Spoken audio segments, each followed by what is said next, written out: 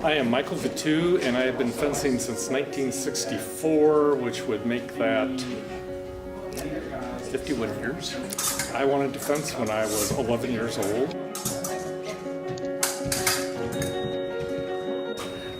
For many years, the University of Illinois had a varsity fencing team, and when they canceled our sport, we had at that point had the most conference championships of any team in any conference in any sport in the country.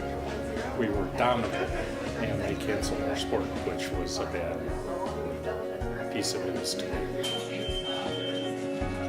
Ooh, my favorite part. It's never boring. There's never a time when you're just standing around. You're always active,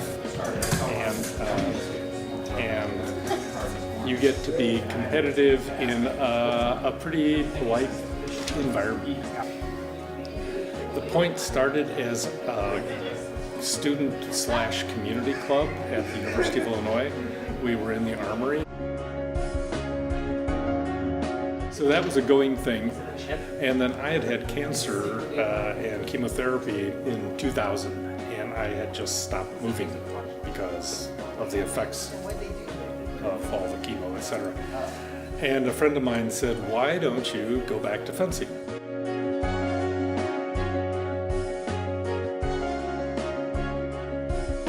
So I looked around and found the fencing club at the Armory.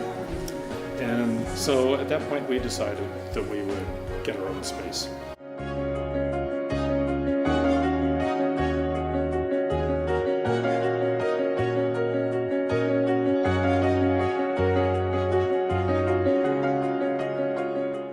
So there are three weapons.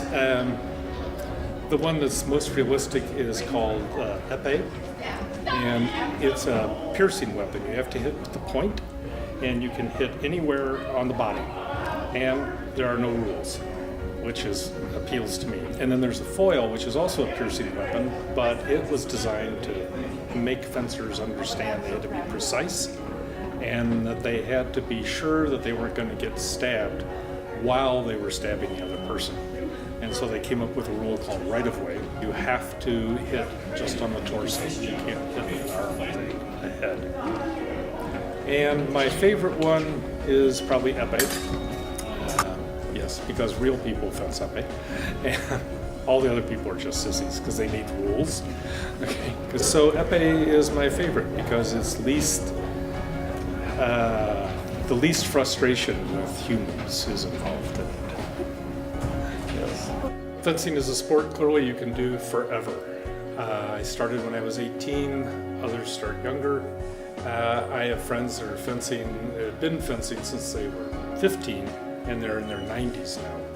So this is a sport you can do forever. It keeps you moving, it keeps you active, it keeps your mind and your body integrated, which is all sorts of healthiness. And it's very polite. It teaches real sportsmanship and real control of the individual so that the individual can control himself. Because if you don't, you can't fence.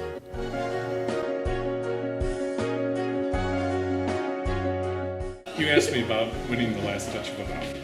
And I remember that indeed my senior year in college, we fenced an 11-hour tournament to decide who was going to be the Big Ten champion for the year, team championship. And I had the last bout, and if I won, our team won. And if I lost, Wisconsin won. And I was behind 3-0, and then it was 4-0. And then I exercised what I had planned to do and won the bout 5-4, and we won the Big Ten championship. I felt really good about it. I got the last touch, and I did it doing something that I'd actually practiced doing. So it was the best feeling.